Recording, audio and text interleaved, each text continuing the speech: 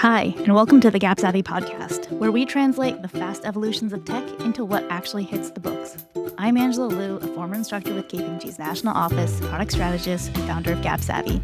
I'm here with my co-host, Devon Coombs, advisor to the CAO and lecturer at San Jose State University. If you were a finance leader of an organization, how would you upskill your team in AI? How would you get them as fast as possible learning and using AI tools? Great question. I have heard this a lot too. So in 2026, like if we start today in January 2026, there are components that I think are the same. So for example, I think one of them is just direct access to the base model. So OpenAI, Claude Anthropic, Gemini, Notebook LM, like you have to get you have to get access for your employees.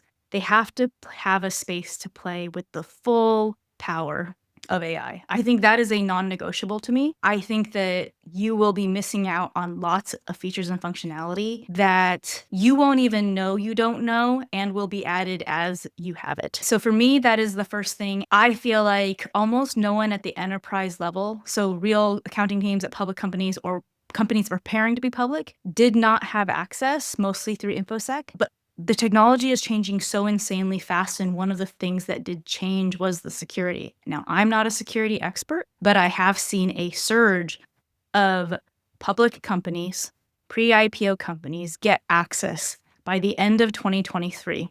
They probably started asking for access at the beginning of the year and got it at the end of the year, and a lot of them got OpenAI Enterprise version because at the beginning of the year, that was the best.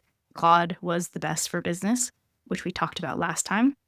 And a lot of people have access to Gemini, which I think comes with any company running on G Suite. And then, of course, there is Microsoft Copilot, which is kind of everyone's safe and friendly, which used to really suck at the beginning of 2024, that now is much better by the end of 2025 with paid agent mode. So I'm going to start there because I think that is the first step. And that kind of sucks to say because that InfoSec, there's probably like parallels that you can do with that on top of it. But I would do that and start working on that now because security has changed and a lot more people have direct access. So not that version that your company built on top of one of those models or multi-model, because your functionality will be severely diluted. It is just impossible for your engineers to build fast enough. It just is. I think, so you nailed it. So from a framework, if we were going to make a framework, and we're making it live, right? We're literally making this up as we go from our experience over the past year. Yeah, I think we're at the cutting edge in this space for the finance order. So I would completely agree with you. Everyone starts, at least from my perspective, everyone's like, what AI tools should we buy? I say, how about you just figure out a secure environment for your team to start using the already existing LLMs? That's kind of ground zero. Get a secure environment for your team to use the existing LLMs and with your data. Make sure that it passes all security procedures. That's ground level. You can't really move forward until you do that. Fair? Yeah, I think that they can't really move forward because there is the piece of you have to move forward and you can't really move forward, which again is another fun paradox. Because, so let's say you cannot get access or InfoSec will take 6 months, 3 months, 2 months. Does it mean you do nothing? I almost feel like as a human being, you should still be playing with AI and you should be responsible with how you use it. Even if you are just upskilling yourself with taking pictures of your refrigerator and asking what to make for dinner and it writing recipes for you, you should still do that. You should be training because I don't remember what the percentage is, but regardless of whether teams were allowed to use it on their company data or not, people were doing it anyways. So I think that having some human awareness of this technology is changing all of our lives. You as a human being should do it anyways. You should be responsible and not put your private data into it. That includes emails, phone numbers, addresses. It is very tempting. Bank statements. It is very tempting. And if you buy, like for example, a ChatGPT Pro account, there is specifically a toggle that they toggle on, which says that they will train off your data. And you must go into the setting and go into security and toggle it off. It is infuriating that that is the case, but it is. The only way you could get off of that is if you purchased they used to call Teams account, which is now business. It's so stupid. But I would say do one of them. Go to Gemini, do Claude, but be aware of the risks. How do then you upskill or your team upskill in that situation? So we almost created a branch, right? And so I'm going to ask you that question too, which is if you don't have access or you have access to something that is not really working for you, like what do you do? I like the branch. You're the CAO. You need to recognize people are going to use the AI tools regardless. People have an individual responsibility to upskill and train themselves. That's one branch. If you do not give them the tools, there are going to be people that use it responsibly or irresponsibly. And that's on you as the leader to start figuring out a secure environment to make sure that they're using it in a secure way with your data. It's on you. There's a personal responsibility element, but you have to recognize that people are going to begin using these tools and probably already are in your organization. For those people, they need to play with it. But those people, there needs to be a personal responsibility. And we've talked about doing AI cohorts or embedding AI cohorts where people start training and learning and grappling with how to upskill themselves outside of the business context. Then with the business, you need to have these fundamental LLMs. That's about, you need to have access and give that secure access. Am I thinking about it right? Do you agree? Absolutely. Yeah. I think there's you as a personal human being, you as a responsible accounting team in an enterprise environment with data that is private. Those you can only be one person. So all of that's real. And I love that framing as a finance leader. It's going to happen anyways. Let's support the humans on our team to go into the workforce or human force with that skill set. Now, I think I have a question for you because I've been thinking about this a lot. There's a lot of people that say, okay, I don't have access, but I'm getting bombarded with AI startups that are trying to sell me this thing. I can't tell if one, they're even going to be around. Two, like there's just so much marketing. But is there value in working with one of these AI startups? So like say that they have the SOC 2, which there's all sorts of things to look in those premises too. Like, do they have third parties? Do those third parties transfer data? How does their security look? Just have a base level of be dangerous enough to evaluate to know that you have to ask the next question. How do you think about that in terms of all of the AI tools? I think that they're a resource to learn, especially if the vendor is super advanced and works with you and therefore kind of tells you a little bit. You're almost learning as they build because they should be building fast. I think that's a great call. I think it fits in with outside of the three LLMs. There's people that are going to make these niche tools like lease-based tools, technical accounting, writing, reconciliations. I can think of a ton of different companies in this space.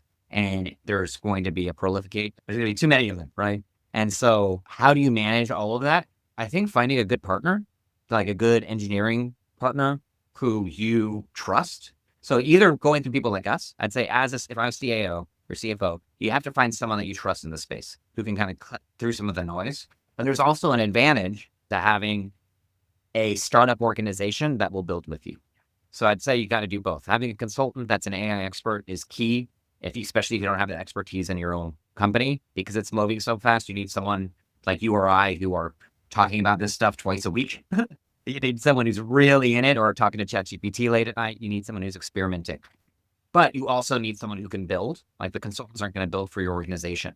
So you need someone who can build, who's also operating in that frequency. That's not just internal.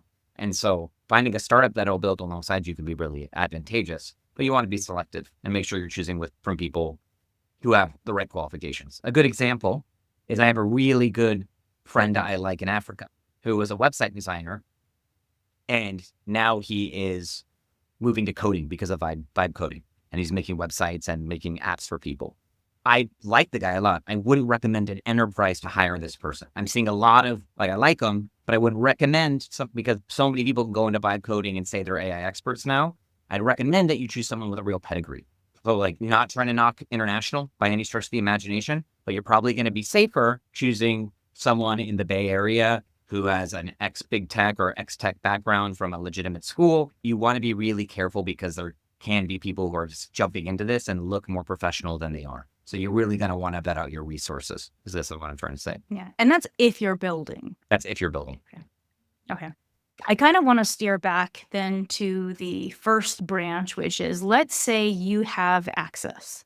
Let's say you have access to one or two models. Now, something that I've seen work really well is, like, I was working with one company where I did this AI training so I do this AI one-on-one thing where you kind of just get enough vocabulary to be dangerous. We talk about tokens, we talk about context windows, we talk about how the LLM is built from a neural network standpoint. Not that you need to know all of it, but you need to know, because as you're troubleshooting, it helps you understand where the risks are, right? Like, why does it hallucinate?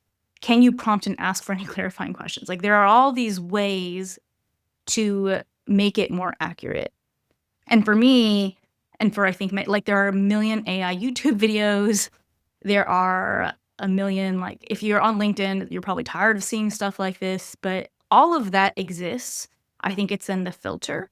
If you have access to one of these base tools, how do you construct that play area within your team? The example that I was starting with is, I did this kind of short form AI 101 with one of these teams, and then I did a demo. I did 3 different, I call them inspirational demos. One was like contract, terms extraction, and then accounting review, just to show that one thing the AI is really good at is summarization, extraction.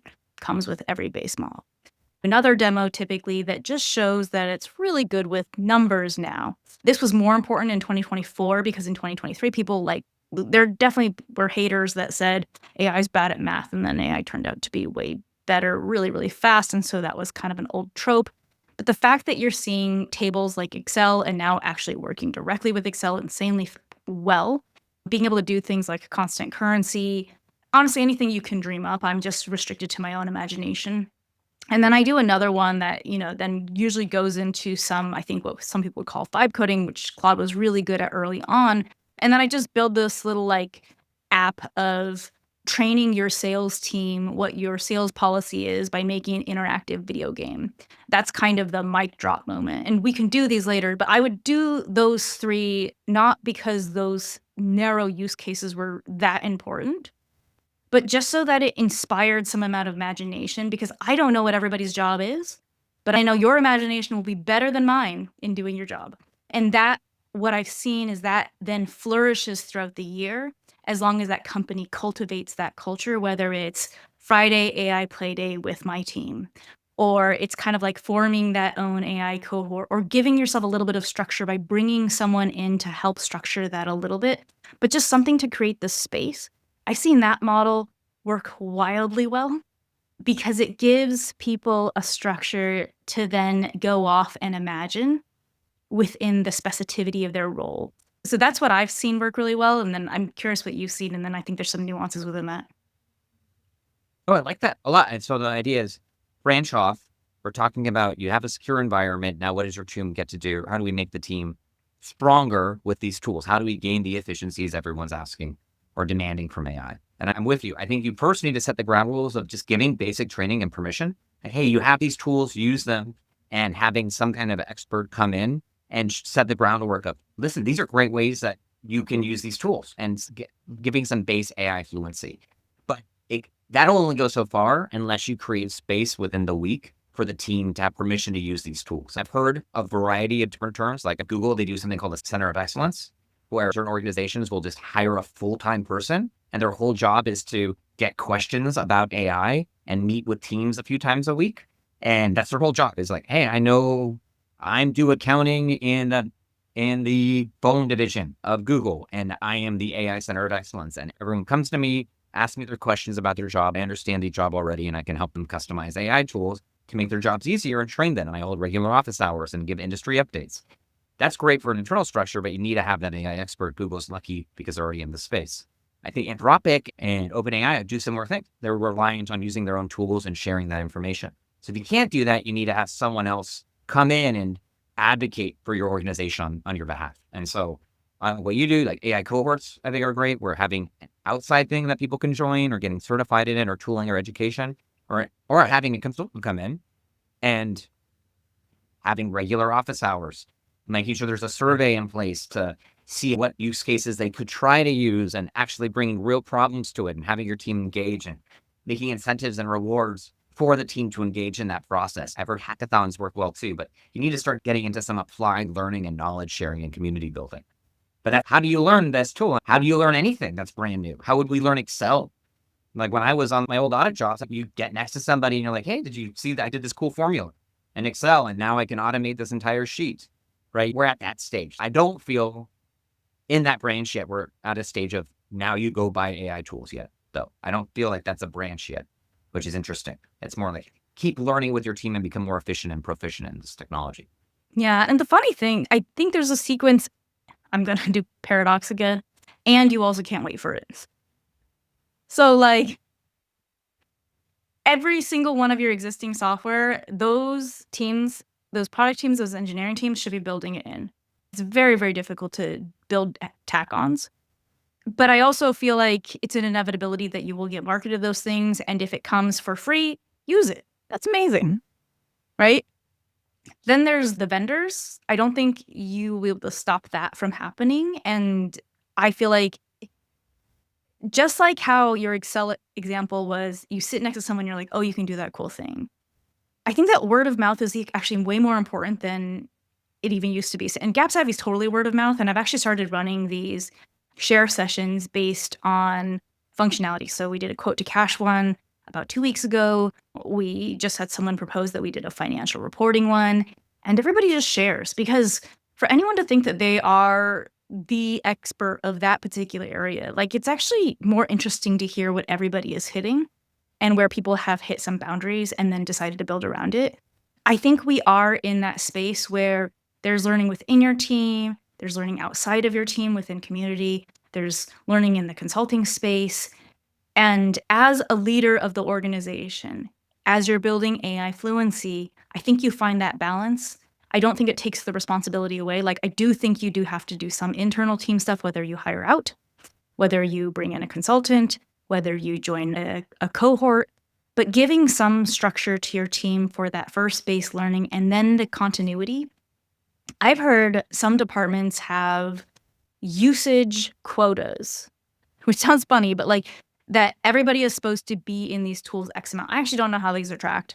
And then I have also heard in the same conversation someone say, we had that too, and we stopped it because it demotivated people. So I thought that share was so interesting because I think that what we're actually dealing with, especially in the accounting industry where we love to be experts, like we throw this word around all the time. Like, I'm an expert. Like, we love knowing.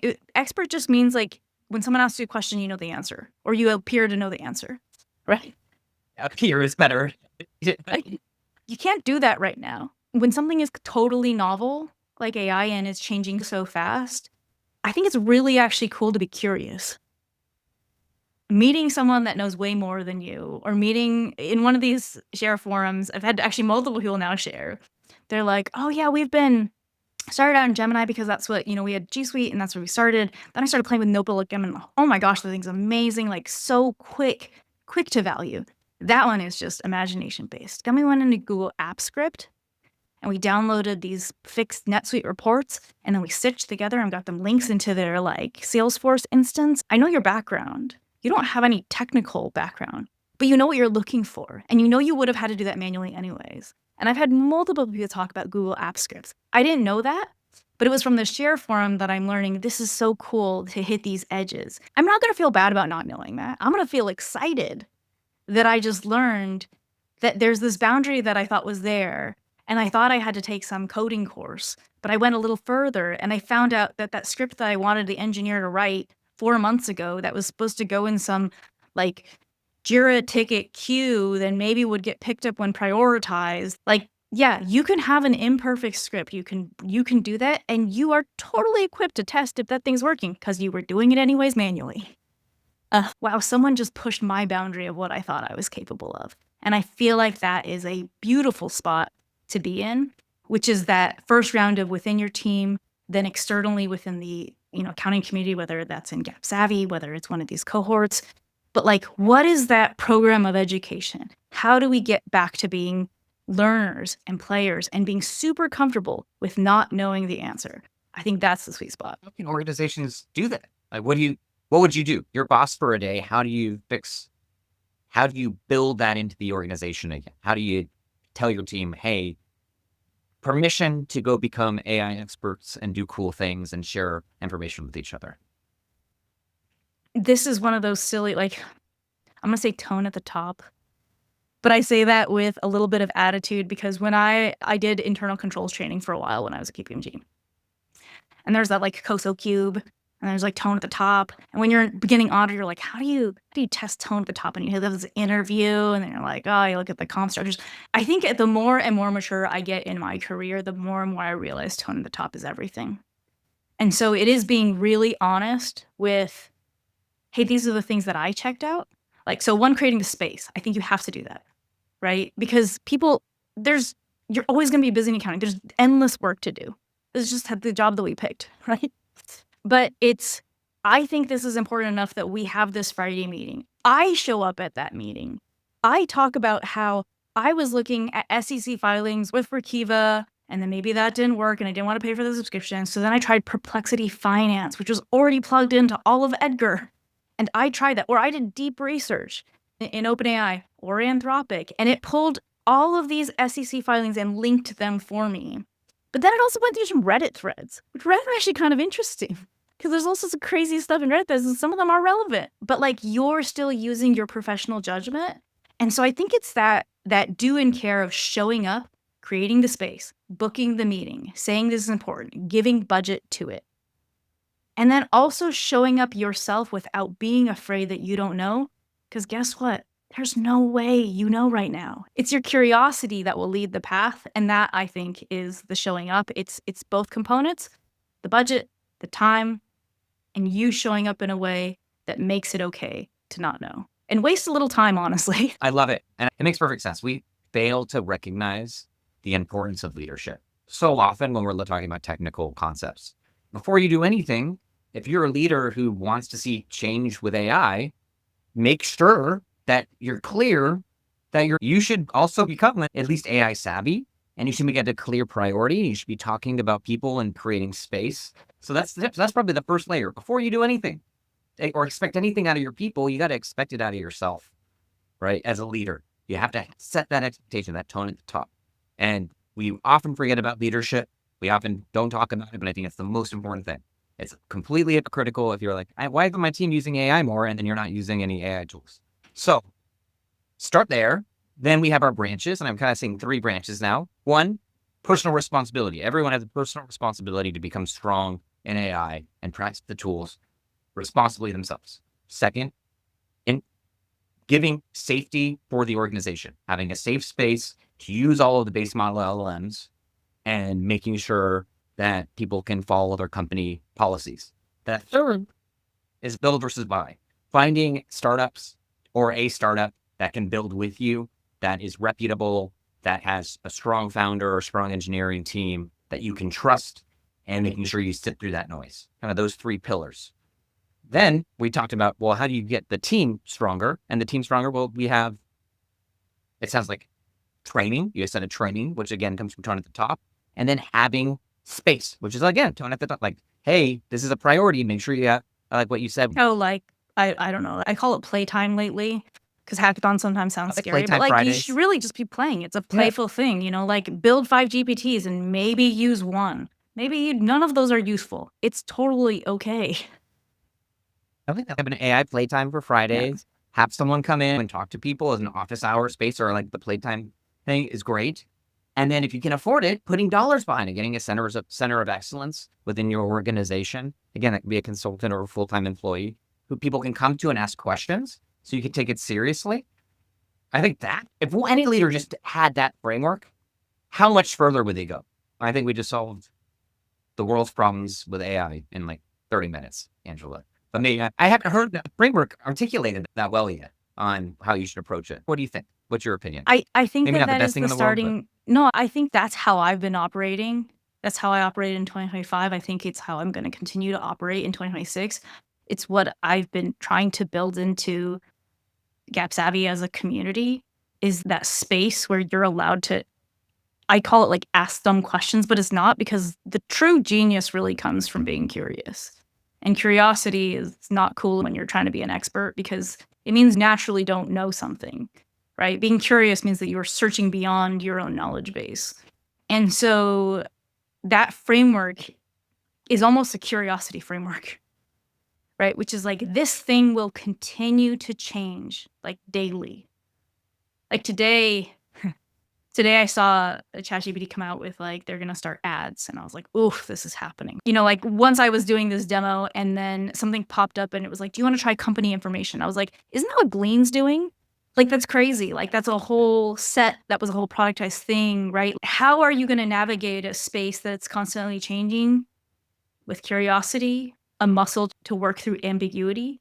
And that muscle comes with some structure, which might be a meeting, which is a tone at the top, which putting dollars towards space. And I think that reoccurring nature with a constantly changing world is probably the best space. Over time, you will find use cases that will be amazing, and some of them will be purchased, and some of them will be built around, and some of them will be built in by the tools that you purchase. And that whole space will continue to move. So how long, like, it's not like this one-time training, it's also the sustainability of how do you check back in? How do you plug into those spaces? And how do we navigate this super crazy changing world together? And I think you nailed it. You can just be more people. Like, I don't know everything, but I'm figuring it out, and I'm going to do it in public because this is important. It's important that we do it. And it's okay to fail publicly because it's a journey of learning. It's not performance based. It's let's learn this together. And we learn as much from messing up and learning the stuff through that. We learn through the mess just as much as we learn, probably more than we learn from the perfection, right? And you've done that great. You've been so public with a Gaapsavvy. I love that platform to have open discussions and be okay with different viewpoints and people being messy. And there needs to be more. In my mind, like there needs to be executive education and postgraduate education in AI and these forums that need to be really formalized where people can start learning this stuff intentionally. And organizations really need to start supporting that if they're actually serious about taking the advantage of these efficiencies in AI. So I don't know. You got me fired up about it now, Angela, Yeah, so I appreciate let's it. create these spaces. I think that is where my heart is at this in 2026. The importance keeps growing. So I'm excited to see you fired up, and hopefully that leads to more of this. And it's very much why we are recording this right now and why we just created a framework on the fly. It is an example of that exact type of thinking.